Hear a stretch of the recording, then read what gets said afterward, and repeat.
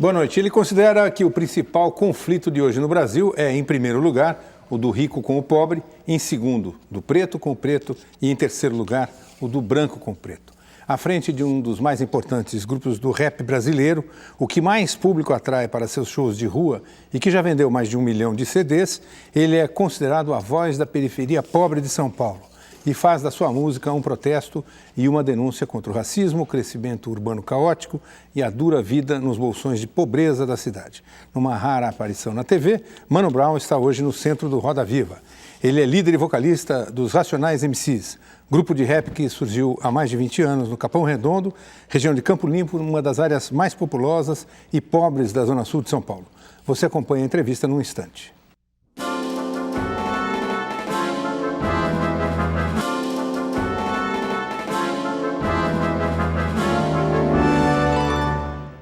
A música de Mano Brown e dos Racionais MCs deixa claro o conflito entre o centro e a periferia, entre o Brasil dos incluídos e dos excluídos. O grupo se transformou numa expressão das ideias sobre consciência negra no Brasil e fez dessa percepção sua marca no rap brasileiro. O rap surgiu na Jamaica na década de 60, fora dos Estados Unidos e muito antes de estrelas como Eminem, Snoop Dogg e Public Enemy ganharem prêmios. Com aparelhos de som colocados nas ruas, líderes aproveitavam os intervalos das músicas para falar sobre a violência das favelas, racismo, drogas, sexo e a situação política. Com letras duras, o estilo do rap conquistou espaço e em pouco tempo estava presente em outros países, como França, Japão e Brasil. O maior ícone do rap no país é Pedro Paulo Soares Pereira, pouco conhecido por esse nome, mas que não passa pela periferia sem ser reconhecido como Mano Brown. Líder do maior grupo de rap do Brasil, os Racionais MCs, ele é um dos artistas mais ouvidos nas regiões mais pobres do país. O grupo, formado em São Paulo em 1988, tem, além de Mano Brown, Ice Blue, Ed Rock e o DJ KLJ. Nesse ano, eles participaram com 2 faixas na coletânea Consciência Black. 2 anos depois, em 1990, saiu o primeiro disco do grupo, O Holocausto Urbano, com denúncias de racismo e da miséria na periferia de São Paulo. Em 1997, com o disco Sobrevivendo no Inferno, os Racionais MCs venderam mais de 500 mil cópias sem uma grande rede de distribuição por trás e ganharam vários prêmios. O DVD Mil Trutas, Mil Tretas foi lançado em 2007, com shows, extras e um documentário sobre a história dos bailes black na periferia de São Paulo. O vocalista do grupo Racionais MCs diz que a consciência de raça do líder negro americano Malcolm X o fez entender coisas que estavam ao seu lado e que ele não entendia. Já interrompeu shows para conter brigas na plateia e para fazer discurso contra o álcool, após ver um jovem bêbado entre os espectadores. Avesso às tecnologias, não sabe mexer em computador e se considera uma pessoa rústica. O caráter durão herdou da mãe, que deixou a Bahia com 12 anos após brigar com o pai dela. Classifica o povo brasileiro como pacífico, mas já afirmou que pegaria em armas para fazer uma revolução. Mano Brown raramente concede entrevistas e quase nunca faz shows fora da periferia. Já declarou que o seu verdadeiro público está lá. Foi quem o colocou no topo e precisa ouvir o que ele tem a dizer. Atualmente atinge também a classe média, falando de drogas e marginalidade. Se a vida fosse sempre assim, o palco, o show. Se a vida fosse sempre um show, como seria bom. Para entrevistar o líder dos Racionais MCs, Mano Brown, nós convidamos Paulo Lins, escritor, professor de literatura e roteirista de cinema. Convidamos Renato Lombardi, jornalista da TV Cultura, Maria Rita Kel, psicanalista, Ricardo Franca Cruz, editor-chefe da revista Rolling Stone Brasil, José Neumann, editorialista do Jornal da Tarde e comentarista da Rádio Jovem Pan e do SBT, Paulo Lima, editor da Trip. Temos também a participação do cartunista Paulo Caruso, registrando em seus desenhos os momentos e os flagrantes do programa. O Roda Viva é transmitido em rede nacional de TV pela rede pública para todo o Brasil e também por meio da Rádio Cultura AM em 1.200 kHz. Para você participar do programa, você pode fazer sua pergunta pelo telefone 11 3677 1310, 3677 1310, ou pelo fax 3677 1311. E pode também mandar a pergunta, a sua crítica, a sua sugestão pela internet, acessando o site do programa, www.tvcultura.com.br/Roda Viva. E você manda o seu e-mail. Boa noite, Mano Brown. Boa noite. Numa das poucas entrevistas que você concedeu e que a gente acompanhou aqui pela pesquisa que foi feita para o Roda Viva, você se define como uma espécie de espelho, um espelho que retrata a realidade. Nesses quase 20 anos em que você está na estrada como artista, como compositor, o espelho Mano Brown registra alguma coisa de melhor ou a realidade piorou de lá para cá? Eu diria diferente. Diferente. Se eu dizer que melhorou, pode parecer assim... Melhorou um grão de areia, entendeu? Sei. Dentro do que a gente vê como o que precisa ser melhorado. Então, eu me recuso a dizer que melhorou, mas também eu não sou cego de perceber mudança. Mudou. Mudou. Entendeu? Mudou para agora... Menos do que deveria ser necessário? Bem menos do que deveria. Bem menos do que poderia. E na arte? Por exemplo. Quer dizer, você começou fazendo música, sim, na periferia, mas só era ouvido lá. Hoje você tem e o seu grupo tem um espaço na chamada grande mídia. O problema Isso é que mudou? não era ouvido nem lá. Nem lá. Entendeu? Não era ouvido nem lá. Porque periferia é onde tem mais critério, mais bom gosto para música. Entendeu? É onde se analisa mais, se ouve mais e se dá mais atenção, eu acho. Então, quando não é, não é. Entendeu? Não tem meio termo. Não é. Periferia é assim. Então, quando a gente começou, simplesmente não existia. Então, as pessoas não entendiam daquela roupa, as correntes grossas.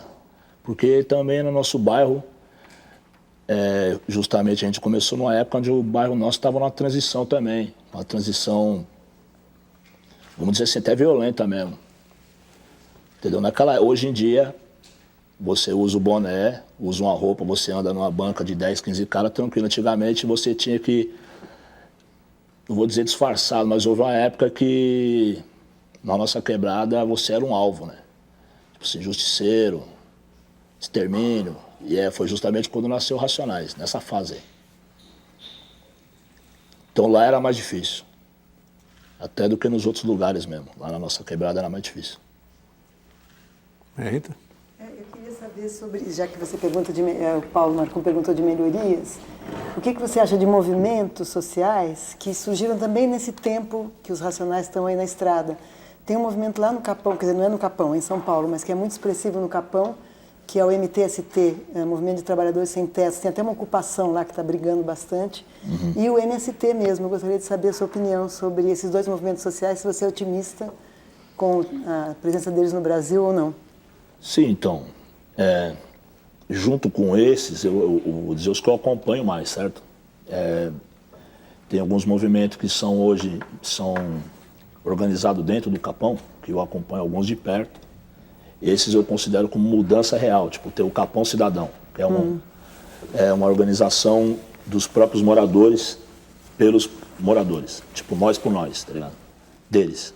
Lá de moradores lá, pessoas são criadas lá, nascidas lá, para com a população deles, os próprios parentes, filhos, afilhados, entendeu? A família nossa que todo mundo tem lá. Então a gente é o que eu acompanho de perto. As outras organizações talvez eu acompanhe de longe.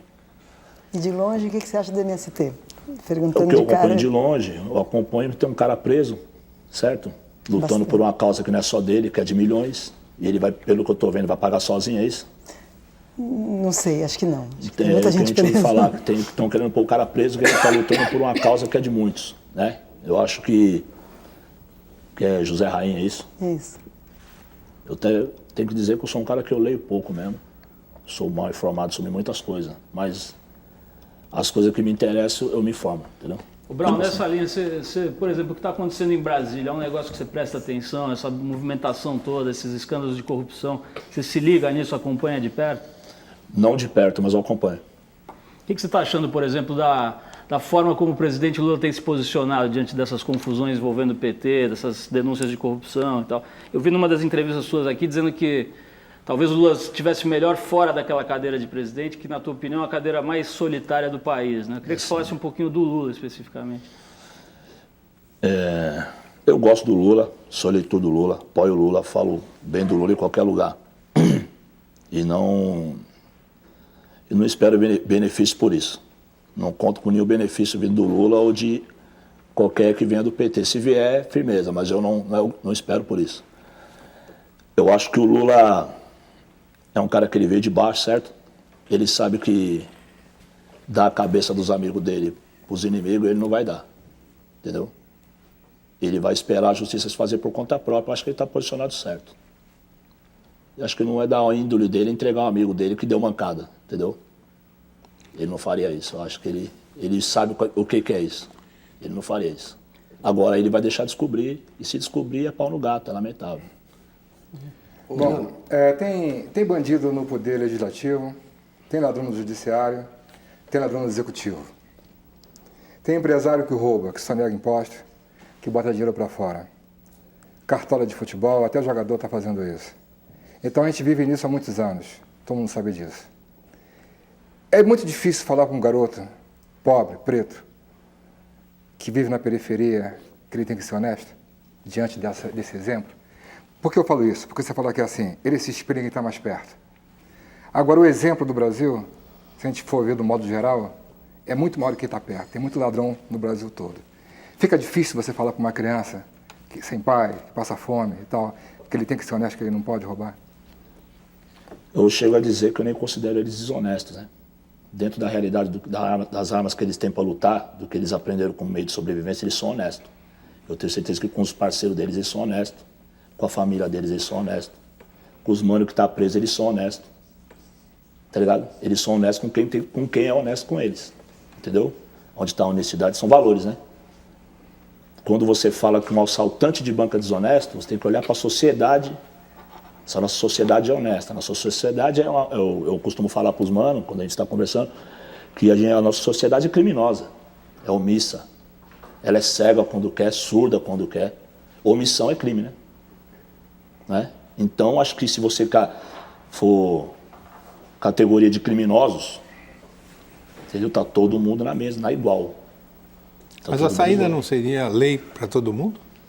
Mas a lei não é para todo mundo. A lei não é para todo mundo. E nunca vai ser para todo mundo.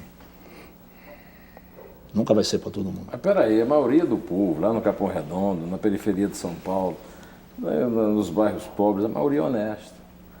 A maioria trabalha, a maioria caminha, vai a pé da sua casa. Então, esse é o verdadeiro herói brasileiro. O herói brasileiro não é o que delinque, não é o que se torna bandido para se dar bem. O herói brasileiro é aquele que trabalha.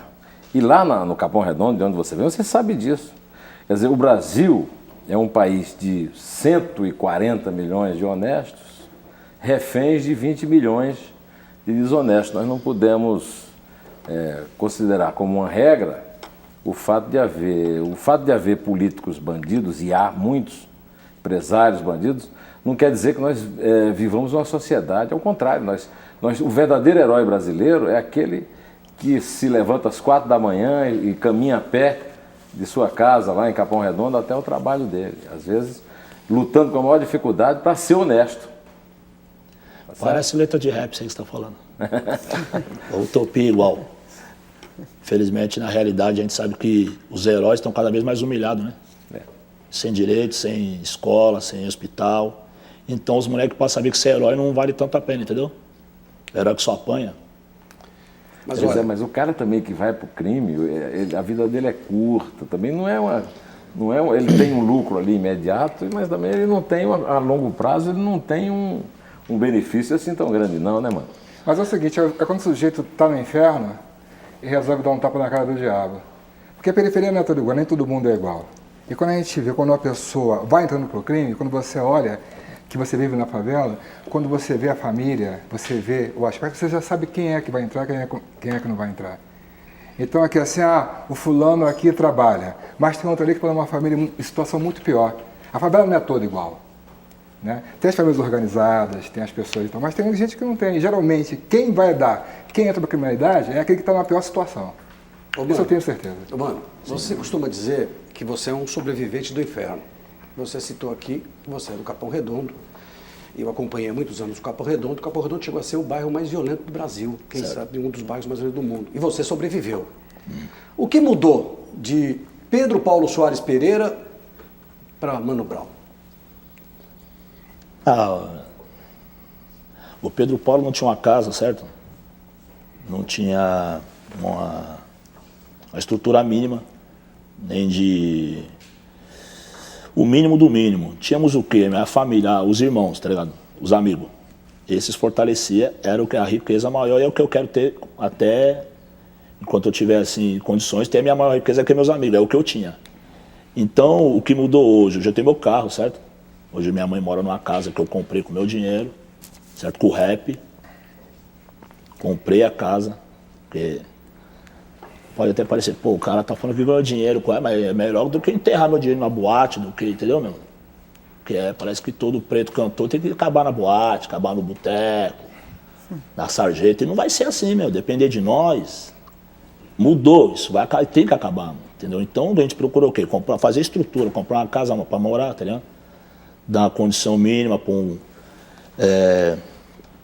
uma condição mínima, entendeu? Esse é o Mano Brown de hoje? Tem uma condição razoável, assim, que pode dizer assim, agora dá pra viver, dá pra tentar criar um filho, pá. E qual é a mudança do Mano Brown, que no começo da carreira cantava raps que falavam de amor, que falavam dos próprios bailes, e passou para dizer o seguinte, eu tenho um trecho aqui de onde você diz: você fuba o que vem, entope o nariz, bebe tudo o que vê, faça o diabo feliz. Como é que é isso, essa mudança? Isso aí. Bom, a gente chama, da onde a gente chama, onde a gente vem, a gente chama isso de oreada. Oreada é quando a gente resolve dar um conselho, né? Uma espécie de conselho, não tem outra palavra, não sei isso. Oreada é conselho. É tipo como se fosse assim, conversando com um parceiro seu, dando uma oreada. Dando uma dura, vamos dizer assim, uma ideia mais séria. E essa dura emplaca? Você acha que essas duras emplacam? Elas fazem a cabeça? Eu costumo receber, né, assim, ouvir, e também meus parceiros, eu tenho meus sócios, meus parceiros, certo? Que eles cobram de mim, eu ouço deles, então eu também falo para eles e outros falam para mim, eu falo para outros. A gente tem que falar. O Brown, na pergunta do Lombardi, na tua resposta, Pedro Paulo e Mano Brown não parecem ser a mesma pessoa, né? Me lembrou um pouco a história do Pelé, que criou essa separação entre o Edson e o Pelé, quase como uma defesa de uma persona pública, né? O Pedro Paulo e o Mano Brown são a mesma pessoa ou não são? São a mesma pessoa. Brown, eu quero te perguntar sobre essa coisa exatamente dos amigos, dos manos, que eu acho que é uma das coisas mais bonitas no rap dos Racionais e de outros grupos. É exatamente essa ideia de que não é um astro que quer se destacar, mas ao contrário, quer estar cada vez mais junto dos amigos. Eu acho isso como referência que você cria para o jovem muito mais importante do que o cara que se põe acima de todo mundo e os outros que tem que admirar. Agora, você disse agora há pouco que o honesto é aquele que não trai os amigos, agora há pouco na outra pergunta, né? E no Jesus Chorou ali, você está claramente falando de traição. Jesus chorou no Nada Como Um Dia Após Outro Dia, né? Você pode dizer um pouquinho no seu meio e com tudo que você conquistou de amizade, de gente que solidária a você, o que é traição atualmente? Que aquela traição, música é bem triste, né? Aquela nessa música em si, não se trata nem de uma traição, porque a pessoa que fala, na verdade, ela não conhece.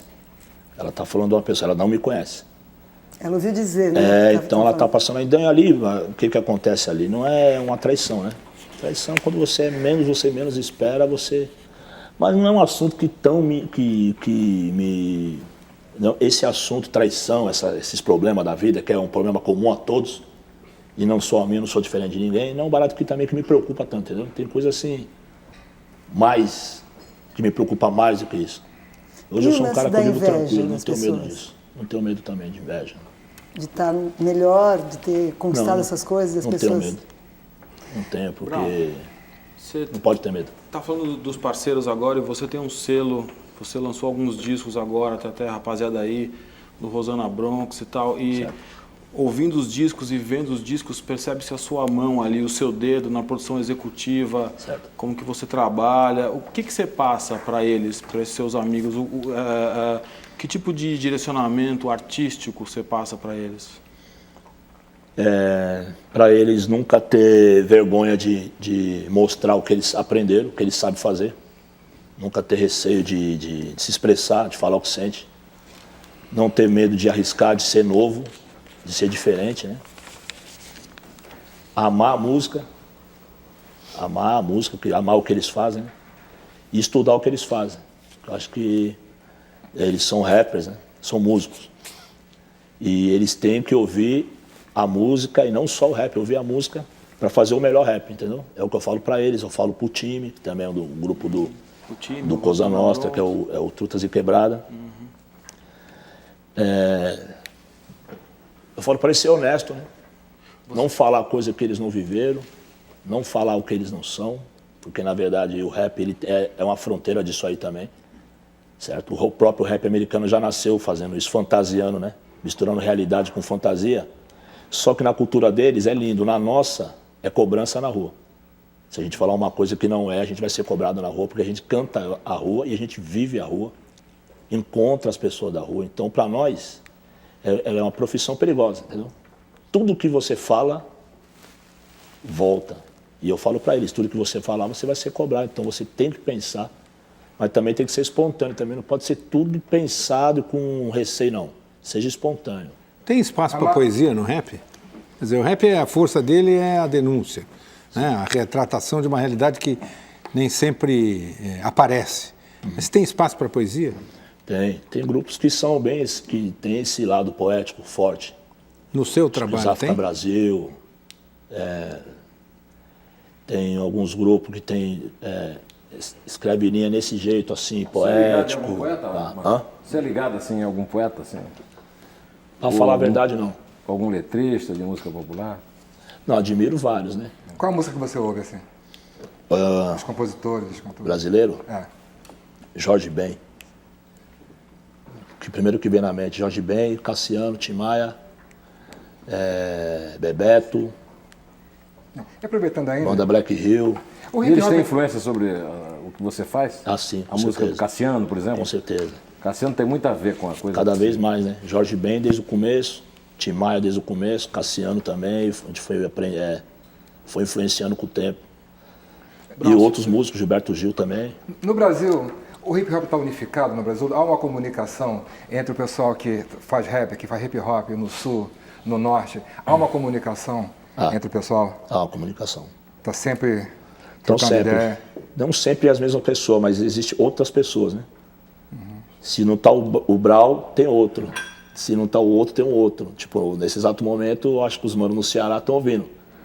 Ou estão vendo pela internet, ou por algum meio, eles estão vendo. O Zezé, os manos lá de Natal estão vendo.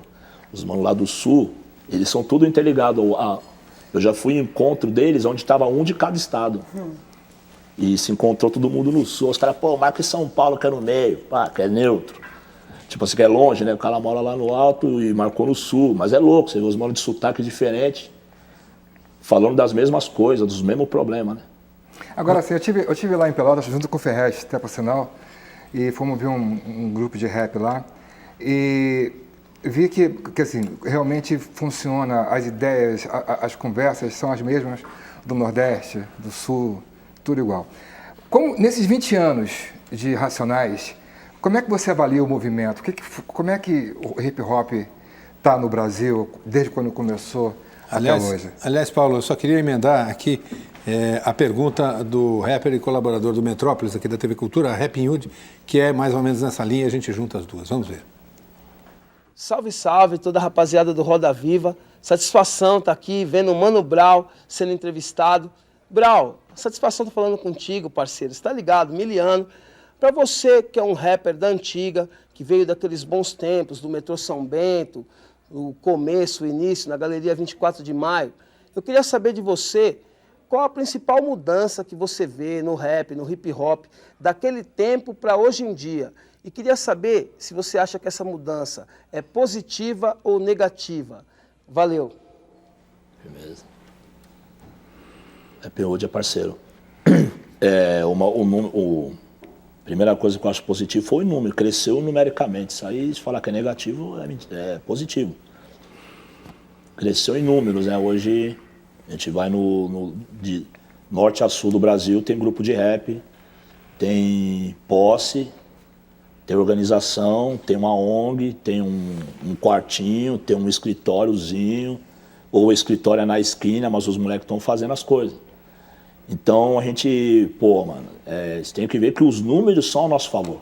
E eu falava isso aí há 20 anos atrás, os números pesam pro nosso lado.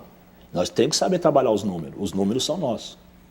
Quem tem a maioria é nós, quem tem a massa somos nós, né? A gente tem que fazer esse peso virar para nós.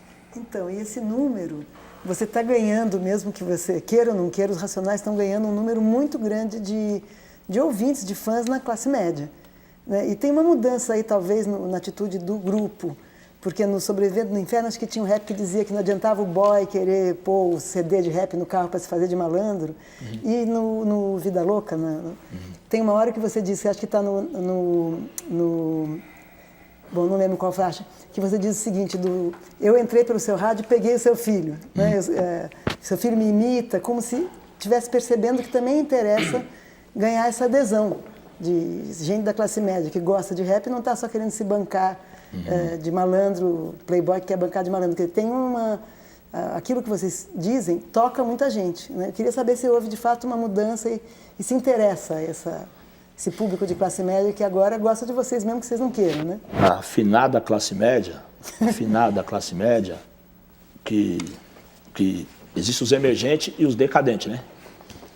Os decadentes, que a crise apertou a vários setores, inclusive os classe média, certo? Eles têm que entender o mundo que cerca eles. Eles têm que entender o que pensa o porteiro, o que pensa o filho da cozinheira, a cozinheira, o jardineiro. Ele tem que entender, as pessoas que cuidam dele. Meu.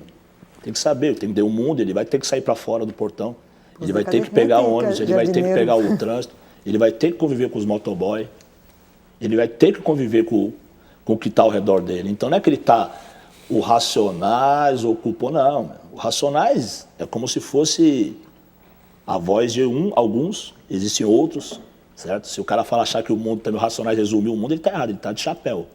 Ele vai se surpreender quando ele descobrir que além do Racionais existe muita coisa que nem foi falada em rap, não foi falada em letra de música ainda. Então ele tem que se informar sobre o mundo que cerca ele para ele poder sobreviver. Então o Racionais, o rap, até o rap americano, todas essas coisas, essa cultura, é o meio do cara se integrar o mundo, saber o que a rapaziada está pensando, por que os caras se vestem desse jeito, o que a gíria fala, qual é que é, pá. Entendeu? É normal desde que música é música, todo mundo, você não vai pôr um selo proibido o playboy comprar CD, entendeu? Mas já existiram outros movimentos que os playboy curtiam também e nem por isso eles beneficiaram nós em nada.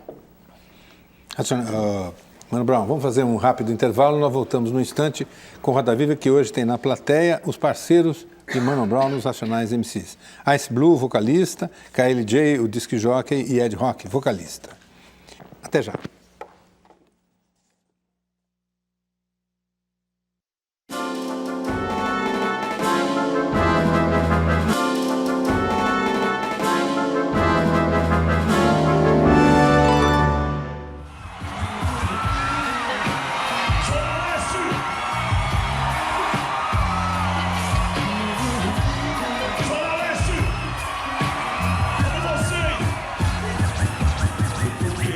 Essa porra é o campo minado.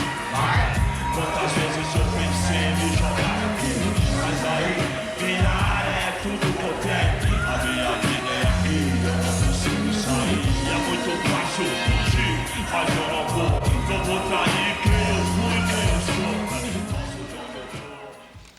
Bem, esse é um trecho da música Fórmula Mágica da Paz, dos Racionais MCs, grupo do qual faz parte Mano Brown, entrevistado de hoje no Roda Viva. Aliás, o programa completa nesta próxima sexta-feira 21 anos. Mano Brown, a música fala que não dá para sair, que fugir não é a solução. Qual é a solução?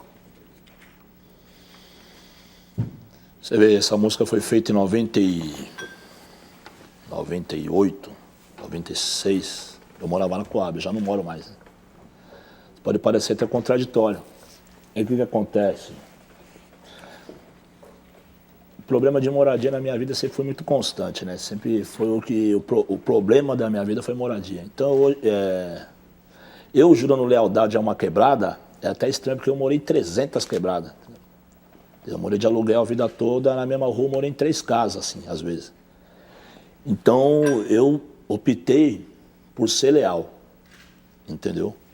E o que é ser leal à periferia? Ser leal é tentar investir, tentar participar, tentar pelo menos. Não é executar, também é pretensão, vou executar, não é assim.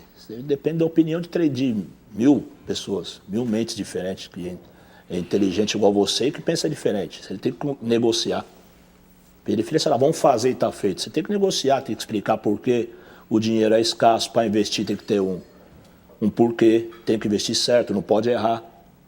Não tem espaço para errar, não tem dinheiro sobrando para errar. Então, você convencer as pessoas que dá para investir no bairro, era um barato que eu tinha na minha mente naquela época. Hoje, eu acho que dá para você... Eu até entendo se as pessoas quiserem sair do bairro. Eu aprendi a entender isso. Porque existem lugares onde o problema é crônico, não vai resolver. Como você vai resolver a situação de uma favela, que é construída num terreno, vamos dizer assim, uma palavra íngreme, que se usa, né? Na pirambeira.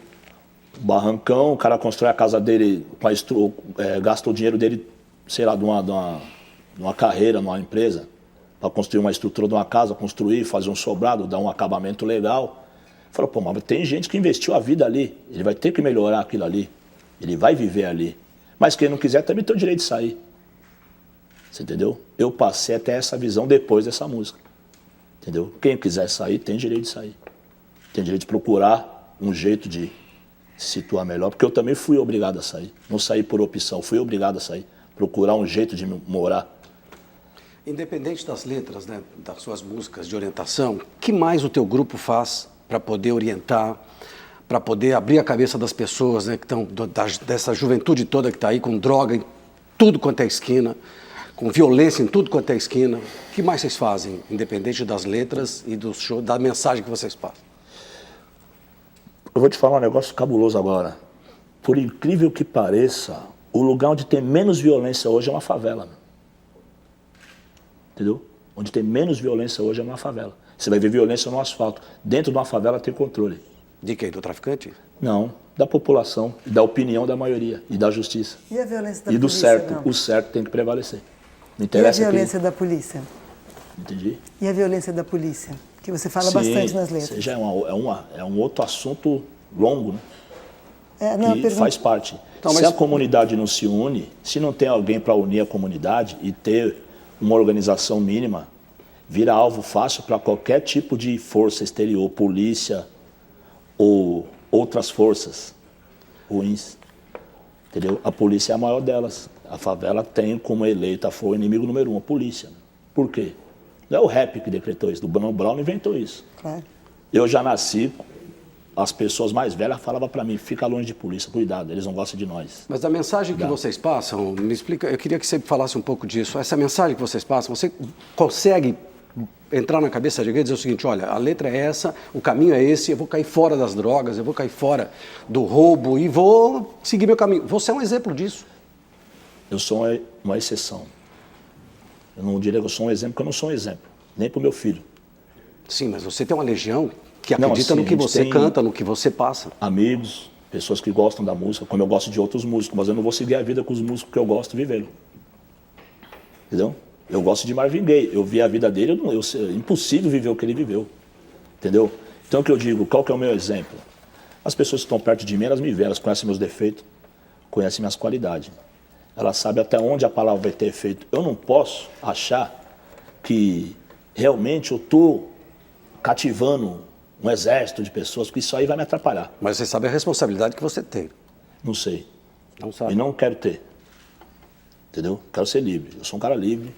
Quando você canta, eu não aceito, não pego. Quando você canta, nas ruas do Sul, eles me chamam Brown.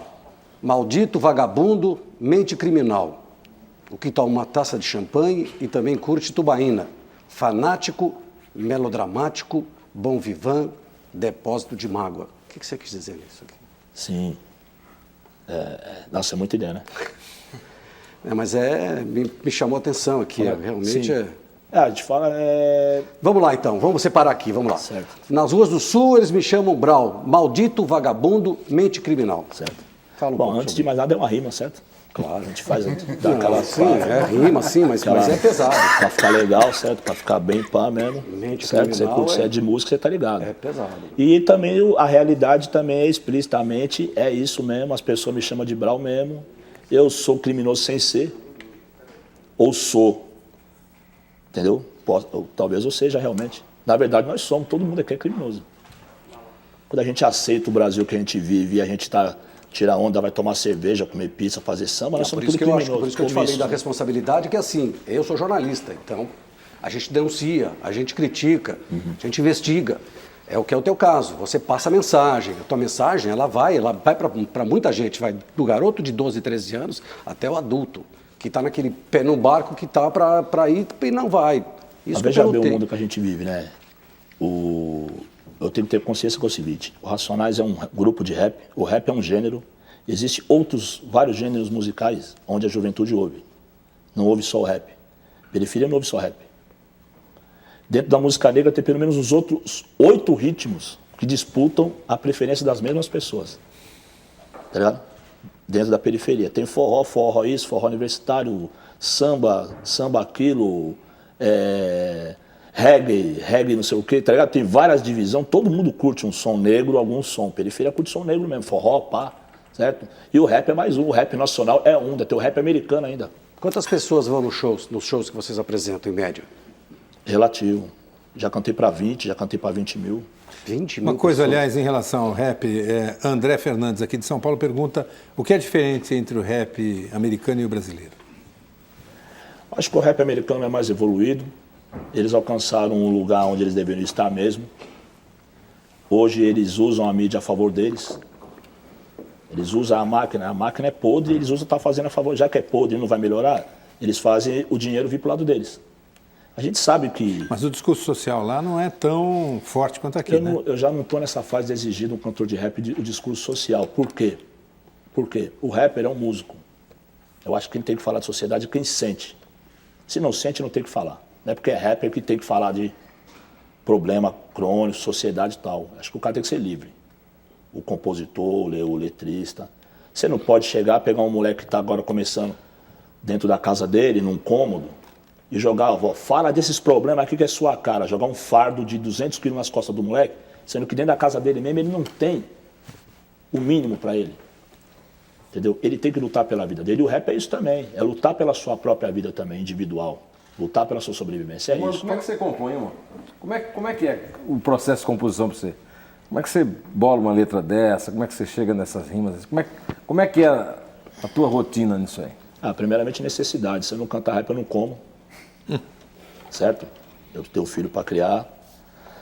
Eu preciso cantar para viver, né? Isso então aí. eu preciso, de alguma forma, eu ia fazer algum tipo de som, de música. Se fosse que Deus me permitisse mesmo de eu estar na rua, livre, trabalhando, eu ia tentar música. Certo? E geralmente, eu escrevo de dia. De noite eu não escrevo, não tenho saúde para escrever à noite, não tenho resistência. De noite eu faço outras coisas, né? Vou pra rua. Para escrever, meu cérebro não funciona bem. Eu escrevo de dia. Não precisa ser lugar tranquilo, nem beira de praia, essas pegadas eu não curto. Mas é uma coisa que pinta assim uma inspiração Natureza, ou é uma coisa que você trabalha? Escrevendo, Assim? eu não sou assim. É uma coisa que pinta assim uma inspiração ou é uma coisa que você fica trabalhando? Eu vou fazer, eu vou escrever? Não, inspiração... Inspiração é assim, inspiração é aqueles 10% que quando você tá acabando o que você sabe, aí Deus manda aqueles 10% que você ajuda você a terminar um som. Inspiração não vem toda hora, você tem que estar trabalhando o cérebro mesmo. Ô, Brau, por que você resolveu? Tá praticando. Por que você resolveu vir aqui hoje? Eu sei que você acabou de falar, os americanos usam melhor a mídia, etc, né? A gente sabe que você controla bastante a tua exposição na mídia, o grupo inteiro, etc. Por que você resolveu vir aqui hoje no Roda Viva? É um programa que eu já assisti várias vezes, certo? Mesmo sem ter muita noção às vezes eu não tinha noção do assunto, as palavras são meio difíceis, mas eu ficava prestando atenção no comportamento do cara que estava sendo entrevistado. Já vi uns caras que tomou pancada aqui. Eu tô achando suave, né? Hoje está light. Tá suave, não sei porquê, né? Tá suave, tô até estranhando. Então, Agora, religião. Fala um pouco de religião. Por exemplo, o samba, a questão do negro no Brasil. Desde que o negro chegou no Brasil, foi perseguido, foi escravo e tal. Depois, pós-escravatura, foi perseguido. A Umbanda foi perseguido, o Candomblé foi perseguido. E hoje, né, o negro ainda é perseguido. E hoje a periferia tem uma boa parte que é evangélica. sim. E por que isso? Como é que você vê essa situação da periferia ter esse levante evangélico? Agora veja bem, né, meu? A nossa cultura sempre foi associada a muita coisa, entendeu? A nossa cultura, desde o rap, o samba, o candomblé, todas as nossas coisas são relacionadas, de uma certa forma, a coisas negativas. E muitas vezes essas coisas realmente convencem as pessoas, porque o massacre de informação, as pessoas vão se afastando realmente. E isso, ao longo dos anos, você vai perdendo o número. Aconteceu isso com o candomblé, entendeu? Eu acho que é também essa... Eu sou um cara que eu vou em igreja evangélica, certo? Deixar aqui já bem... Gosto, admiro, mas nasci dentro do candomblé. E os evangélicos combatem o candomblé, né? Sou contra quem combate. Mas eles combatem. Acho que Jesus não pregava isso. Jesus não pregava a opressão. Que eu estou certo, você está errado, eu estou salvo, você está perdido. Eu acho que nesse posicionamento os crentes erram. Não existe ninguém melhor do que ninguém, não existe ninguém salvo ainda. E nem condenado ainda, enquanto está respirando. Mas isso que a Maria Rita perguntou, veja bem, o candomblé é a religião mais livre que existe. É uma religião que respeita muito as outras, não é isso, Maria? Enquanto que os evangélicos são exatamente o contrário, quer dizer, são aqueles que... se juntam com os políticos para fechar as tendas de candomblé. Faz exatamente o contrário do que... O homem ele usa errado tudo que ele põe na mão, né? Jesus não pregava isso. Oprimir, fechar, bater, mandar prender, usar o governo, usar o prefeito, para mandar... Está errado. E onde é que você acha que os evangélicos acertam? Porque por alguma razão você deve ter essa proximidade.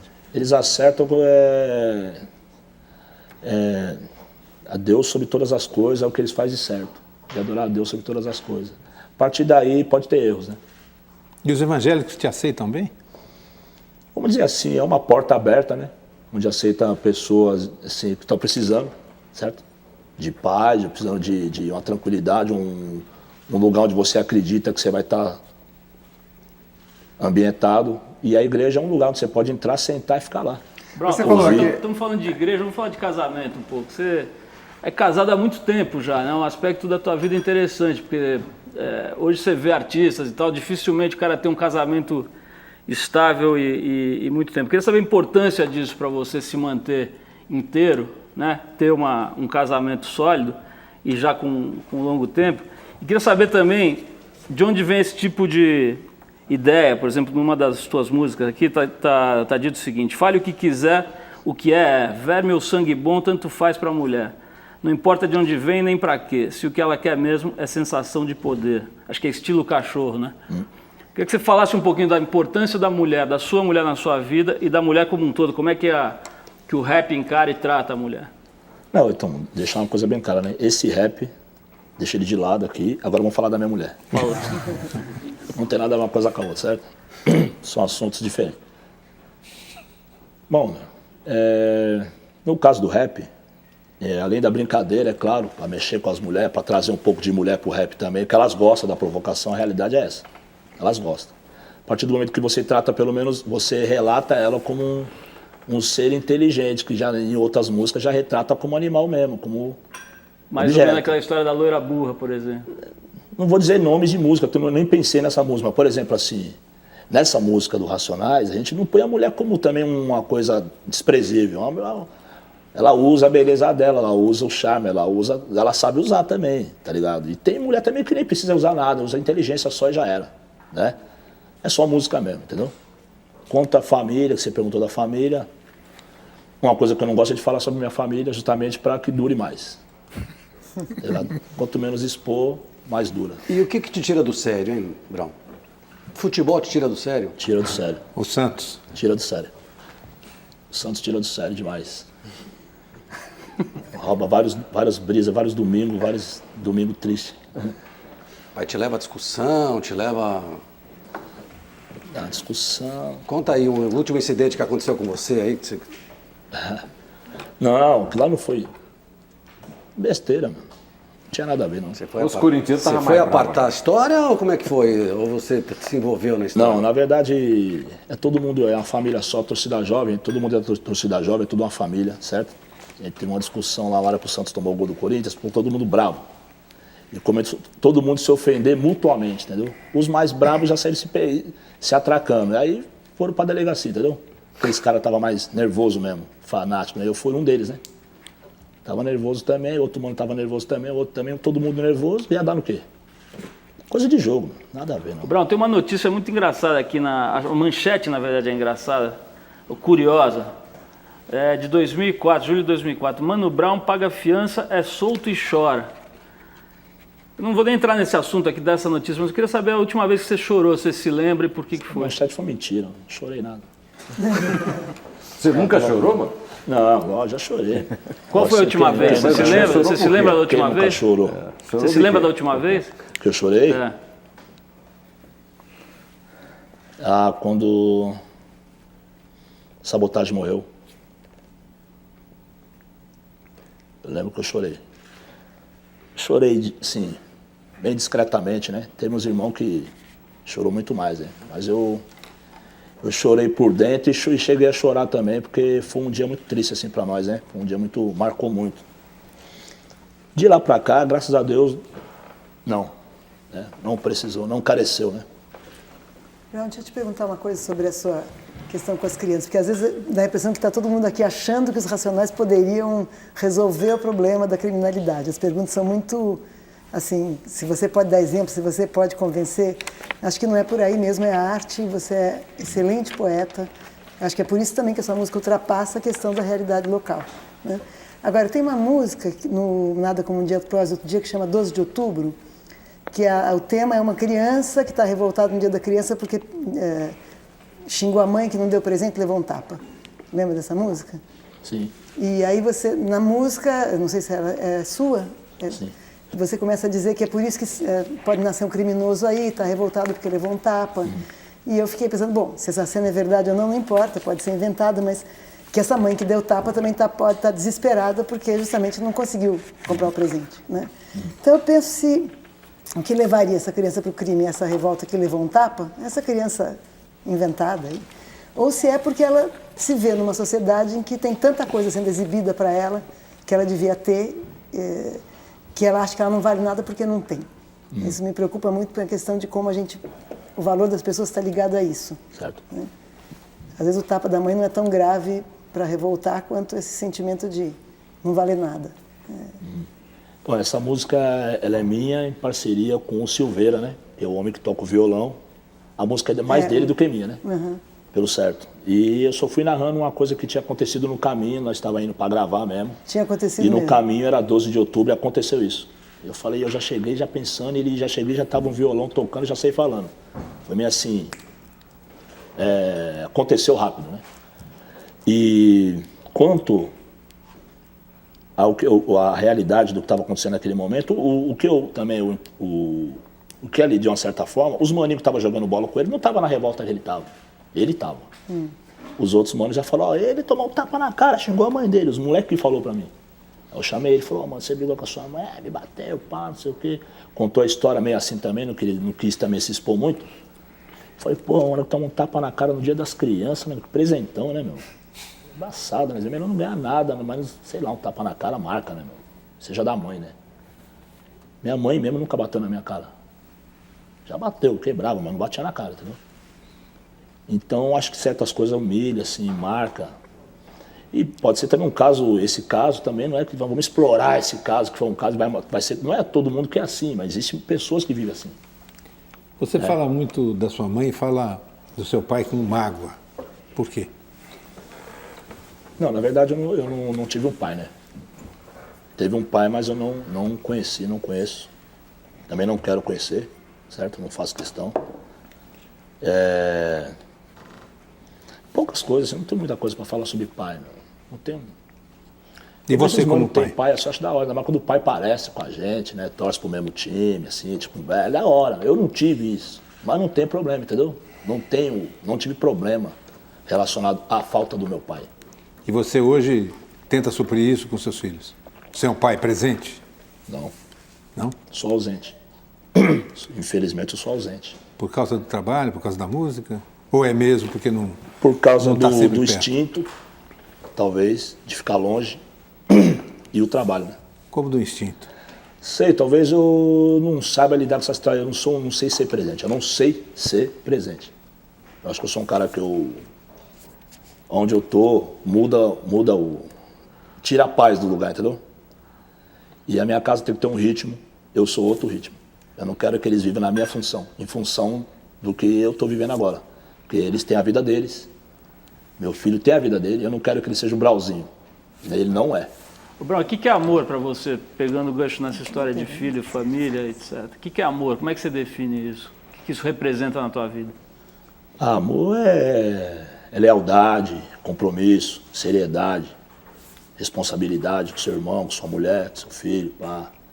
Quer dizer, não é um negócio muito divertido. É divertido quando você gosta. É divertido quando você gosta.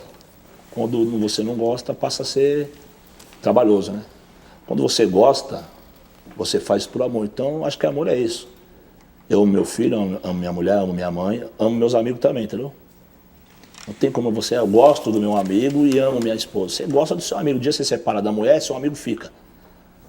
Ou vice-versa, entendeu? Entendeu? Então, você tem que... o que é amor, né? Você vai falar para você, você eu gosto, você eu amo. Isso que você gosta, né? Você gosta, você gosta. Você ama. Gostar e amar, para mim, é a mesma coisa. A propósito da cultura da periferia, o Ferrez, que é autor de livros sobre o cotidiano violento do Capão Redondo, em São Paulo, tem uma pergunta. Vamos ver. Ô Brau, queria te fazer a seguinte pergunta. De uns tempos pra cá, a periferia vem fazendo sua própria arte, tá ligado? A gente tá fazendo os próprios CDs, as próprias roupas, as próprias músicas. E eu queria saber se esse é o caminho certo realmente, se a gente tá fazendo a coisa certa, se esse é o caminho viável pra periferia. Sim. O Ferrez é um cara importante hoje. Ele tem uma loja no Capão, que é um fenômeno de venda, na minha opinião, de coisas relacionadas à marca dele, né? Sul, boné, camisa, pá, moletom. Foi uma coisa que deu certo. E é um exemplo, porque outras grifes nasceram a partir dessa também. Apesar que a primeira grife foi a nossa, certo? Nós lançamos a Vida Louca, que a gente não vende, não temos loja que comercializa nada da Vida Louca, mas foi a primeira grife. A partir dessa veio outras, né? E outras com fins lucrativos, o que é justo. Esse boné tem alguma coisa a ver com a grife? Esse negócio de usar boné? Não, esse boné é de uma família da Zona Leste, DRR. É uma posse, né? Que inclui vários grupos de rap aqui, de movimento cultural, né, do bairro. E DRR, um salve para os manos, Consciência Humana, o Negro, e outros irmãos, né, De Menos Crime, os manos de São Mateus. A bandidagem. Porque para homenagear os caras mesmo. A questão da criminalidade dos bandidos, realmente, que estão ali de frente, que estão armados, que estão lá. A gente vê que eu tenho vou fazer 50 anos e 30 de favela, né? E vi que mudou bastante, né? E sobretudo pela questão das armas, né? Antigamente o pessoal resolvia com 38, 32, 38 era uma arma pesada. Como é que você vê assim, nesse tempo que você começou a analisar a vida, como é que a malandragem mudou muito, o traficante mudou muito, o ladrão mudou muito? Como é que está hoje? Mano, eu te falar de traficante é foda. Mesmo porque é como se a gente estivesse falando até dos nossos, entendeu? Dos nossos amigos, da nossa família, do nosso parceiro, dos caras que estão lado a lado. Muitas vezes é o traficante que nós estamos falando. Nós estamos falando de sofrimento, por exemplo, aqui assim. Hoje em dia, né, são mais novos, são mais velhos. Essa é a questão. Não é falar do traficante, mas os mais sábios, os mais sábios conseguiram ficar mais velho e os que conseguiram se manter pegaram uma fase diferente. Eles com certeza eles acham mais fácil hoje, os mais velhos. Eles acham mais fácil. E hoje você está falando sobre favela, né? Sobre vida dentro da favela. Sim. O que é uma favela? Como é que é uma organização de uma favela? A gente sabe que a favela precisa da organização. Como é a organização da favela hoje? Quem é que sabe dos problemas da favela? O governo sabe? Não sabe. O assistente social sabe 70%, 50%. O cara da ONG sabe 80%. Quem é que sabe? Quem está lá dentro, quem mora lá dentro, que conhece todo mundo, que conhece quem nasceu, que sabe dos problemas, sabe quem está preso, sabe quem está precisando de uma ajuda, o filho de quem está precisando. E o traficante entra nessa fatia aí? Eu não falo só o traficante, mas vamos dizer assim, a favela tem a sua organização, certo? A gente fala traficante, vamos falar comerciante. Mas não tem, vamos trocar não tem, esse termo, só parar de usar o termo traficante e usar comerciante. Bem, mas não tem favela em que você tem confronto entre quem é a organização da favela, os moradores, a associação dos moradores e os comerciantes, como você chama? Por exemplo, quem dá segurança para os comerciantes da favela? Quem protege a favela? A polícia protege? São perguntas, né? Perguntas gera outras, né? Eu estou perguntando, quem protege? Não sei. Você acha, então, você vê a coisa como se fosse uma guerra? Não vejo como guerra, eu vejo como uma situação. Mas o traficante protege de quem? Protege dele mesmo? Não, ele protege do sistema, ele protege, ele já é entre aspas, vocês chamam de traficante, chamam de comerciante. O cara que comercializa cocaína, vamos dizer assim, já abertamente, ou a maconha, ou qualquer outro tipo de... Ele é um comerciante, como qualquer outro. Sim, mas que leva as pessoas para a cadeia ou para o cemitério, né? Agora, o dono da 51 não tira a cadeia pelos litros que ele vende. A Ambev, ninguém vai para a cadeia. Toma 4 garrafas de cerveja, você vai ver se não bate o carro, você vira o super-homem na marginal. Mano. Ele não vai tirar a cadeia. O filho dele não vai ficar manchado como filho dos presidiários. O que faz mais mal? Uma dose de 51 ou um cigarro de maconha? Não, mas aí a gente tem uma discussão então sobre não, mas eu não estou te perguntando se você usa. Fala você, aí entra a questão da legalização. O que faz mais mal? Teria que ter um médico aqui. Vamos falar de droga, tem que ter um médico. Não, nem precisa usar para saber, isso dá para responder. É o 51, certo? Disparado. Então ele não está preso, esses caras não vão presos. Porque eles não são preto, não são, certo? Não são morador de favela, não são morador de periferia, eles não vão preso. Agora, um comerciante de maconha, ele vai preso. Um usuário, ele vai preso. Agora não vai mais, porque a injustiça é flagrante. Você é a favor da legalização? Se é para negar todas as drogas, nega todas. Entendeu? Para acabar a hipocrisia. Não, não sou a favor de nada. Não. Vamos dizer assim, eu sou a favor que todo mundo vivesse bem, não precisasse de droga nenhuma para entender nada. Que você conseguisse entender o mundo que você vive sem usar nada. Eu sou a favor disso. Mas quando você passa a não entender o mundo que você vive, você recorre a alguma coisa, quem sou eu para dizer que ele é isso, ele é aquilo, ele é B, ele é C, ele é traficante, ele é usuário? Eu não sou ninguém, meu. São situações. Você vive uma situação hoje que você está bem, você é jornalista, você opina, você fala, forma opinião. Amanhã você não sabe, irmão. A vida é assim. Então a gente aprendeu isso, a vida é assim. Você está legal, amanhã você não sabe. Você pode estar no beco dos tristes lá. Tá ligado? Você pode estar lá.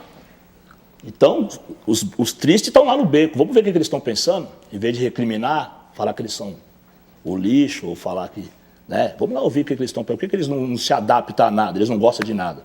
Por que eles preferem esse caminho e não o outro, que vocês insistem que tem que ir? Mano, eu queria só pedir licença a gente fazer um rápido intervalo. Nós vamos continuar tratando desse e de outros assuntos no Roda Viva, que é acompanhado na plateia por integrantes de bandas produzidas por Mano Brown. Dom Pichote, do grupo O Time, Nego Vando, que é também do O Time, do Bronx e Negreta, ambos do grupo Rosana Bronx. A gente volta já já.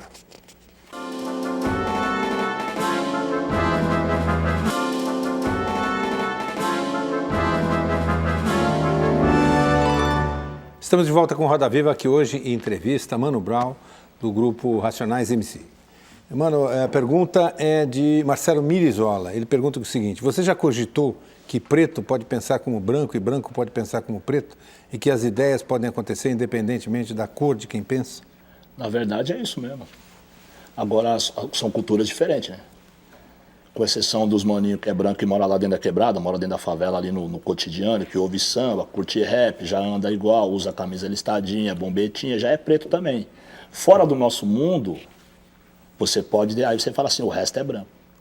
Se dá ponto pra lá, vamos dizer assim, não tem branco. Eu tenho um amigo que é loiro do olho verde, fala, mas você é negão. Por quê? Porque ele fala como, ele anda igual, ele se veste, ele curte, ele é o mundo que ele vive. É uma questão de classe social, então? Ser branco ou preto? Convívio, cultura.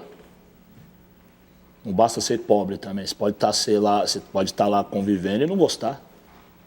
Você pode estar vivendo lá e não gostar. Tem cara que mora lá dentro e vira polícia, justamente porque ele não gosta do que ele está vendo. Ele não gosta dos caras que ele vê na rua, ele não gosta. Entendeu? Você pode viver lá dentro e não gostar. Na verdade, periferia é isso. É 1000 pessoas, 1000 universos diferentes. 1000 mentes diferentes. Brau, 1000 inteligências. Falando em pobreza, em convívio social que você está dizendo agora, tem uma entrevista tua de 2001 aqui que tem uma fala sobre o seguinte: dá condição para as pessoas ganharem o seu dinheiro. O povo não quer ganhar nada de graça. Ninguém quer ser filho de assistência social. Isso. O favelado tem orgulho. Isso. Se o PT ganhar a eleição e começar a doar salário para as famílias que estão desempregadas, com o tempo não vai mais dar resultado. O cara que vive do seguro do governo é a parte mais baixa da sociedade. O que você está achando dessa Bolsa Família e dessa política do governo atual? Quer dizer, o PT ganhou a eleição e está fazendo exatamente isso que você falou. Como é que é a tua análise hoje dessa história de Bolsa Família, por exemplo? Bom, tá ruim, mas tá bom, né? O invés. Tá bom, mas tá ruim. Vamos dizer assim, não é a solução ideal.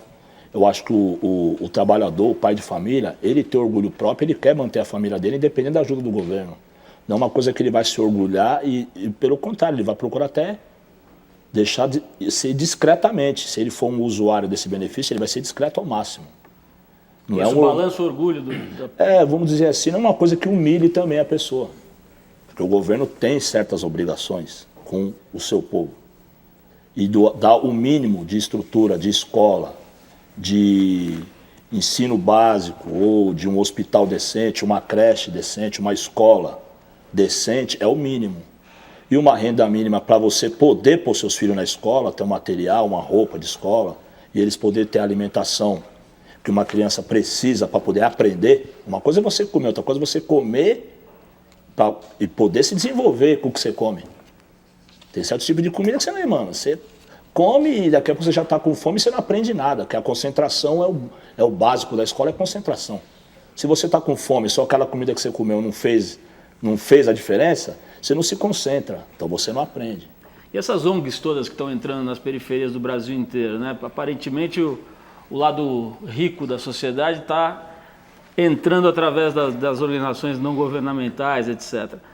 Primeiro, eu queria saber se você está vendo o êxito nas ações delas. Segundo, eu queria saber se você acha que a motivação é deliberada, é uma tomada de consciência ou é mais culpa e medo?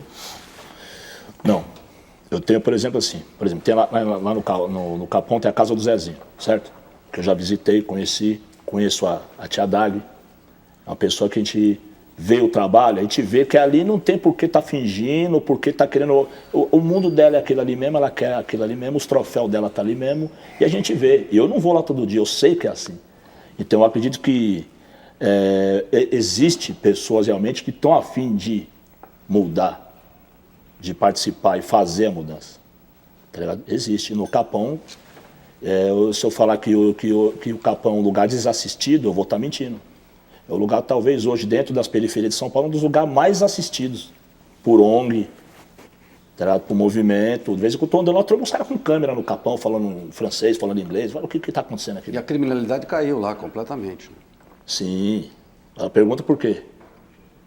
Porque a comunidade também ajudou, né? A comunidade é que faz acabar a violência. A polícia não faz. Agora você, o CEL, aquele projeto da Marta, aquela escola, eu visitei a escola e gostei muito na época, né? Como é que está o CEL hoje? O que você acha daquele projeto? Se o CEL é um castelo, né? Assim, é o sonho do rapper. Acho que quando eu comecei a fazer letra de rap, eu imaginava um lugar que nem o CEL. Assim, pô, não tem isso, não tem aquilo. Se você pegar fim de semana no parque, fala daquilo ali. Uhum. E, pô, quando a Marta perdeu a eleição, eu cheguei a desacreditar até de mim mesmo. Eu falei, pô, não é possível, meu. A mulher fez esse monte de escola aí pra nós, meu. Pra nós, pros nossos pivetes, nossos moleques. E ela perdeu a eleição. Aí eu descolei o quê? Que a nossa classe é desunida. E a classe rica é unida. A classe média, afinada classe média, que ainda se julga ser, e a classe B e A, eles fizeram a Marta perder a eleição. E a nossa classe, que tinha que ter elegido ela, a gente estava dividido. Mas o céu no momento continua, da eleição, eu encontrei meus amigos divididos na boca da urna. Mas o que O céu dividiu, continua. né? O que dividiu? Que tipo de... Valores diferentes, valores que não deveria nem ter vindo à tona. Tipo assim, a mulher separou do marido e tá com outro cara, um argentino, umas pegadas que, tá ligado? Que foi juntando uma coisa com outra e foi, tipo, gerando, não vamos dizer uma antipatia, mas vamos dizer assim, um desafeto, assim, tá ligado? Falar, não, eu prefiro aquele outro lá com cara de... que não tá com nada mesmo e vão votar nele mesmo.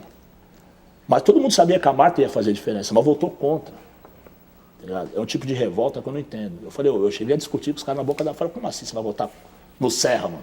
Como assim você vai votar no Serra? Mas fechou o céu lá? Hã? Fechou? Não. Meu filho é usuário do céu. Meu filho vai no céu. Meus sobrinhos vão no céu. E como é que está o Meus céu hoje? priminhos vão no céu. Mas o céu estava como... Hoje ele funciona do jeito que quando começou? Ou tá... Na verdade, o jeito que teria que funcionar realmente, eu não sei como que teria que ser, 100%. Mas o que eu vi lá, acho que só de você estar lá dentro, convivendo com aquelas coisas, tendo aquele universo para você viver lá ali dentro, explorar aquilo ali, já é uma glória. Agora, se vai dar resultado, daqui 20 anos nós vamos ver. Se vai sair um Beethoven lá do Capão. Quando você disse que leu a biografia do Malcolm X, aquele líder negro americano, você, quer dizer, numa das poucas entrevistas que eu li sua, você mencionava que queria sair de lá fazendo a revolução. O discurso que você faz hoje não é exatamente o da revolução, é? O que é que mudou? Assim, eu, na verdade, hoje eu me levo até a dizer que eu tenho um discurso. Eu acho que o discurso é corda para se enforcar, entendeu? Eu procuro ser livre, eu opino como cidadão. Não como político ou líder de nada. Eu sou um cidadão, eu opino, eu falo o que eu acho. E então eu já não me julgo, eu estou dando discurso, porque na verdade eu estou falando uma coisa que eu sinto. Pode soar como discurso para outras pessoas, para mim não é discurso. Entendeu? Então eu nunca disse que eu tenho um discurso, ou que eu vou mudar meu discurso. Não tenho um discurso. Você conseguiu, Brown, fazer uma revolução interna no seu jeito de ser, de pensar? Você conseguiu lutar contra suas próprias contradições, seus próprios medos? Você consegue isso hoje? Na verdade, as contradições acho que só acabam quando morre, né? Tipo, eu era um cara que hoje eu tô de Nike no pé, mas eu já xinguei a Nike muito por aí. Entendeu? Mas eu também descobri também que a Adidas não me dá nada se eu ficar falando mal da Nike, entendeu? Eu derrubo uma e levanto a outra. E a Adidas também é dos alemão lá, eles não são nada meu também. Então, entendeu? Tô de Nike. O KLJ não usa Nike. Mas vai ver o Nike que o Blue tá no pé. Entendeu? É contradição. Racionais é isso. É quatro mentes, 4 ideias, entendeu, meu? Eu sou o mais confuso dos 4, sou eu mesmo. Como que você vê a pirataria hoje, Brown? Eu queria saber, tem uma história de que na época do Sobrevivendo no Inferno houve um acordo entre Racionais ou camelôs ou quem fazia disco para vocês não perderem com essa venda dos piratas. E parece que isso um boato, né? Um rumor. E né, agora na época do DVD também houve isso. Eu queria saber se isso é verdade e como é que você vê a pirataria, como é que você se protege da pirataria, porque afinal você é um artista. Não tem como se proteger da pirataria. Eu sou um cara que eu tenho vários amigos que trabalham no ramo, né? No ramo da pirataria, do comércio, da pirataria. Eu conheço os irmãos que estão na rua vendendo, eles veem, ô, Brau, assina aí. Eu falo, pô, pirata não assina, irmão. Pô, mas não é sobrevivência, eu entendo, cara. Na verdade, quem fica rico é o chinês. Mas é o ganha-pão do irmão também. Então, como eu não sou polícia, e também não vou andar com a polícia prendendo o pirateiro, que não é a minha, eu já uso aquele slogan, vocês é a minha rádio, né? Vocês tocam o dia inteiro a minha música no centro da cidade lá e divulga e me ajuda. Eu não vendo, o que eu não ganho em venda, eu ganho com outras coisas que eles me dão. A pirataria me dá notoriedade, me põe minha música na rua. Esse papo de acordo é chaveco? Não existe acordo. Tem um respeito, certo? Porque é uma classe também, certo? São trabalhadores também. Se tivesse um meio melhor para trabalhar, eles com certeza eles estariam lá. Ia estar correndo da GCM no centro, certo? Vamos fazer mais um intervalo, lembrando que a entrevista de hoje é acompanhada na nossa plateia por Sérgio Ricardo Souza Silva, bancário, Caroline Zeferini, estudante de jornalismo, Pedro Calado, estudante de economia da PUC, Fausto Eike, bancário e Caio Blatt, ator. Até já.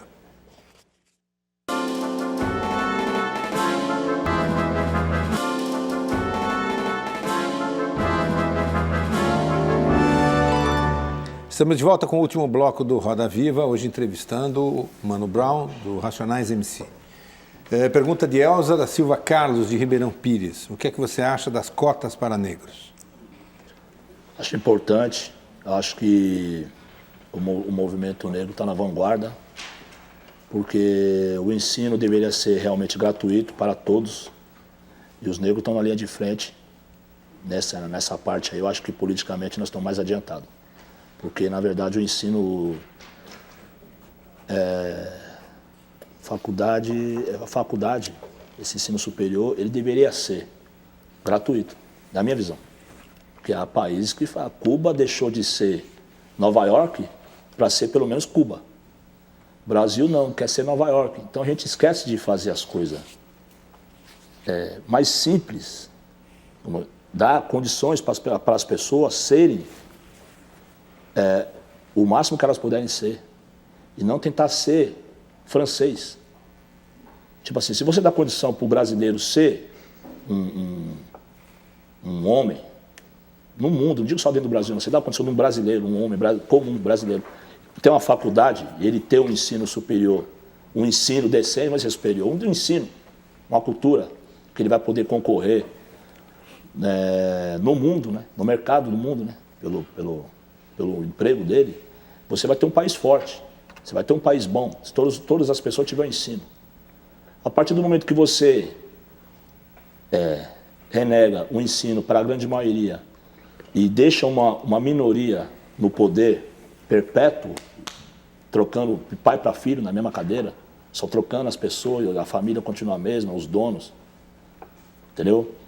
Então, acho que isso faz o Brasil perder.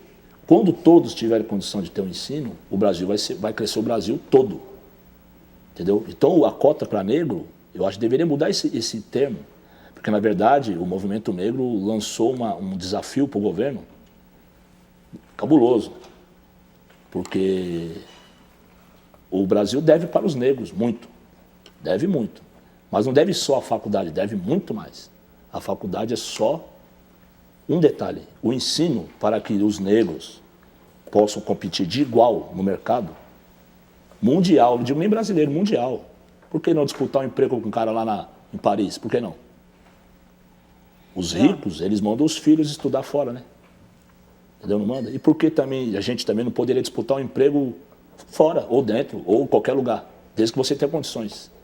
Você tenha condições de disputar. Quando você não tem condições, aí você se torna um problema. Entendeu? Então a cota para negro é o mínimo. Só que Cuba não é bom exemplo para isso, não. Cuba tem um ditador lá há 47 anos. E não é propriamente um exemplo de prosperidade nem de competição. Né? Sim. Depois que todo mundo ajudou a fundar Cuba, é fácil. Mas, por exemplo, eu usei um exemplo assim, Cuba valorizou mais as pessoas e menos as máquinas. Então você tem lá médicos, você tem os atletas, você tem as pessoas. E o mundo tratou de boicotar Cuba para que isso acabasse, né? Certo? De uma certa forma, isso infelizmente vai acabar e Cuba vai ser um exemplo de fracasso, mas não é fracasso. Não é um fracasso. Deu errado porque foi embargado. Agora, você é socialista? Boicote. Você é socialista? Você acha que todo mundo tinha que ser igual, ganhar igual, trabalhar igual? Deveria ser igual, lógico. Deveria ser igual, mas eu não vou me falar, eu sou isso, eu sou socialista, eu sou eu. Por exemplo, agora eu penso assim, as pessoas não deveria faltar comida para alguns e sobrar para outros. Tipo, eu fui para o exterior, eu já viajei para fora, eu vi os caras jogando o prato de comida fora assim, ó. 2 colheradas e joga fora. Eu falei pro cara, pô, mas no Brasil se alimenta 2 famílias. Ele falou, irmão, aqui é Nova York. Tá ligado? Mas aqui também se desperdiça muito. Tem. Mas tem gente que pensa que tá em Nova York. É o que eu penso, é o que eu falo. Eu acho que o grande problema do Brasil é que a gente nunca se aceitou nem como Brasil direito. Então, é que eu queria te perguntar, quando você falou que não tem um discurso, fiquei meio confusa, porque eu acho que eu tenho a impressão, como ouvinte, que os Racionais têm um discurso. Não um discurso de botar regra para o mundo inteiro, mas quando você fala pensar a gente como a gente, ou o negro se identificar com a sua cultura, queria que você falasse um pouco de uma coisa que sempre achei muito coerente nas letras, que é a cobrança de atitude do negro. O que é isso, cobrança de atitude? Eu não cobro atitude, mesmo porque eu não tenho condições de cobrar nada, certo? Eu sou um cara que sou cobrado. De atitude? Eu sou cobrado. Atitude. Tem aquela júri racional, por exemplo, que o negro é julgado, né? A atitude vem de ato, né? Ato, agir. Agir. A atitude nem sempre tem que ser da forma que eu faço. Não é isso que é atitude. A atitude é agir. Simplesmente agir. Atitude. Você vê um saco de lixo, certo? Está na frente da sua casa. Você sabe que o carro vai passar em cima e vai acabar com a sua rua, você vai lá só simplesmente troca o saco de lixo do lugar. Isso é atitude. Tá ligado? É uma Você vê uma criança, responsabilidade pelo seu lugar. você, pela sua... entendeu? Cuidar de você, meu. Cuidar da sua família, cuidar dos que estão perto de você. É atitude. Qual é o seu grau de instrução, hein? 8ª série. Você não teve oportunidade mais de continuar estudando? Ou... Tive, mas não gostei. Tive assim, eu estava empregado e resolvi pagar o primeiro ano colegial. Colegial, né? E não gostei da escola, não me adaptei, não gostei do convívio. E você acha que até onde você estudou foi suficiente para você continuar? Não, não foi suficiente. Insuficiente. Que tipo de mensagem você passa quando você visita os seus manos nos presídios e nas unidades da FEBEM? Que tipo de mensagem você... Olha, por incrível que pareça, meu, você encontra muita sabedoria dentro desses lugares aí. Dentro de presídio, dentro de cadeia. Você encontra sabedoria, você encontra inteligência acima do normal até, porque naqueles momentos o homem ele realmente se descobre. Tá ligado? Acho que ele descobre aquele lado que na rua era adormecido, ou distraído, né? Um lado distraído que ele tem na rua. Lá dentro você ouve coisas impressionantes. Entendeu? Como é que você está preso com essa inteligência, cara? Entendeu? Então, que ideia que eu levo? Eu levo companhia. Quando eu vou, eu também não sou frequentador de cadeia, que nem parece. Eu já fui em várias cadeias, eu tenho amigos presos, certo? Eu tenho o Dexter, que é um amigo meu que está preso. Eu tenho o Abraão, que é rapper. Os dois são rappers, são artistas e estão presos. É gente que está fazendo muito melhor para a sociedade na rua. Lá dentro, eles estão inutilizados. O sistema inutilizou eles. O Dexter, o Abraão e outros irmãos que são músicos ou não, são artistas de alguma forma. Vai melhorar o Brasil? Vai conseguir melhorar essa desigualdade? A gente deveria começar por onde? Qual seria o primeiro ponto que você pensa assim, não, isso aqui deveria mudar, a gente deveria começar por aqui? Qual seria a primeira atitude? Pô, eu não estou nesse grau de sabedoria para saber como é que a gente vai resolver. Eu tô no olho do furacão, tá ligado? Do problema. Na verdade, eu faço parte do problema, né? Eu estou igual você, estou todo mundo procurando uma solução, procurando qual que é a melhor solução para mim e para os que estão perto de mim. Aí vai ampliando, né? Aí os que estão perto, os que vai ficando mais longe, você vai tentando ampliar as coisas que você sonha para você e fazer as pessoas sonhar junto com você. Tá ligado? Mas aí você tem aquele... por exemplo, eu não posso aceitar um negócio assim, que eu sou um cara que...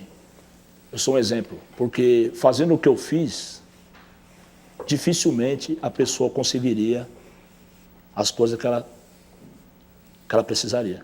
Tá ligado? Mas já era, né, Brown? Você é um exemplo, né? Querendo ou não, apesar do fardo não te incomodar de alguma maneira, sei lá, você pega no seu disco mais recente, tem um encarte lá, a foto da molecadinha tal, e tá você lá. Então, não tem muito... Não, assim, o cara se espelha em você de alguma maneira. O cara ou quer se vestir como você, ou quer ter a atitude que você tem, eu ou gostaria quer de fazer outras coisas. Por isso que eu falei da responsabilidade que você tem. Você tem uma grande responsabilidade. Esse tipo de espelho é profundo porque é coração, certo? O cara, quando ele gosta de você e quer usar uma roupa que parece a sua, é profundo. Mas é superficial quando o cara só quer parecer com você. Isso não é bom para ele. Eu acho que eu sou eu, você é você, o humano é humano. Ele vai descobrir o talento dele aonde está.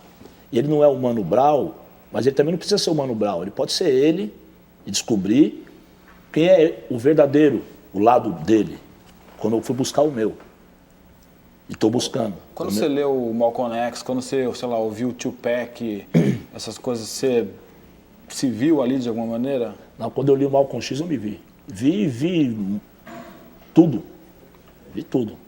Pelo menos o mundo, o universo que eu vivia, estava ali naquele livro. Para você, quem são os grandes líderes brasileiros? De todos os tempos, assim. Eu vou te falar, eu sou um cara até ignorante. Se eu te falar, citar nomes, eu vou ser leviano. O Jair, que está aqui presente, ele vai te dar uma lista. Se você perguntar para ele, o Jair te dá uma lista de líderes nervosos que vieram pelo menos 100 anos antes do Brau. antes do Bill, antes do Taíde, antes do Facção Central, Realidade Cruel, Mr. Catra e outros, mano, que vêm dessa geração de músico, falando dessas coisas, né? Existiram outras pessoas antes, que não gravaram o disco, não vieram antes do videoclipe, vieram antes da MTV, vieram antes dessas coisas e lutaram. Fala-se muito do papel que o tráfico, os traficantes, eles ocupam um papel que deveria ser do Estado, né? Um lugar que deveria ser do Estado. Você acha que a música ocupa isso também, de alguma maneira? Sim, a música é presente, né? A música ela tem que ser pelo menos companheira do cara. Ela não precisa ser o pai, nem o psicólogo, mas ela tem que ser pelo menos companheiro. Muitas vezes você quer ter do seu lado um companheiro, não um psicólogo, e nem um pai, nem um padre, nem um pastor. Você quer ter um companheiro que pelo menos vive as mesmas coisas e vai trocar ideia com você à altura, não de cima para baixo. Então eu falo para os manos do rap, o nosso rap não tem que ser professor, nem que ser exemplo, nem líder, né? Tem que ser pelo menos companheiro dos manos, companheiro das pessoas, para estar de igual, ombro a ombro, entendendo os manos. E eles entenderam nossas falhas também. Porque o rap, de tanto as pessoas falam, ele é o exemplo, ele é o líder, ele é pai, ele é cobrado ferozmente. Brown. Ele é cobrado ferozmente, a atitude que ele deveria ter, que ninguém tem também. Brown, nosso tempo então está não acabando. Pode cobrar dele. Eu queria fazer uma última pergunta, já que você disse que ninguém te provocou, eu vou te provocar de leve aqui. A essa altura do campeonato, só de leve. Quando eu era jovem, a onda era o movimento de paz e amor. Festival de Woodstock, rock para todo mundo, né? Todo mundo numa boa. Você é um cara paz e amor? Não. Você é um cara eu que... Eu sonho com paz e amor, mas a vida não é isso. Você sorriu 8 vezes aqui do programa hoje, isso te incomoda? Já foi a fase de eu me preocupar com, assim, sorrir ou não. Também a gente vai ficando mais velho, vai vendo que as coisas não são, os monstros não são tão feios, né? nem tão fortes que nem parece. Nem o Mano Brown? Ninguém, mano. Mano Brown é um ser humano, meu. Mano Brown é o quê? Um rótulo. Quando eu comecei, eu era Brown do Capão. Aí, na caminhada, me apelidaram de Mano, porque Mano é irmão, entendeu? E o Pedro Paulo Soares Pereira ficou no caminho, então? Entendi? Pedro Paulo Soares Pereira ficou no caminho. Não. O Pedro Paulo, ele vai assumir o cargo dele daqui a alguns anos e ele vai voltar ao posto dele de novo. Ele vai tomar o rumo da vida dele de novo.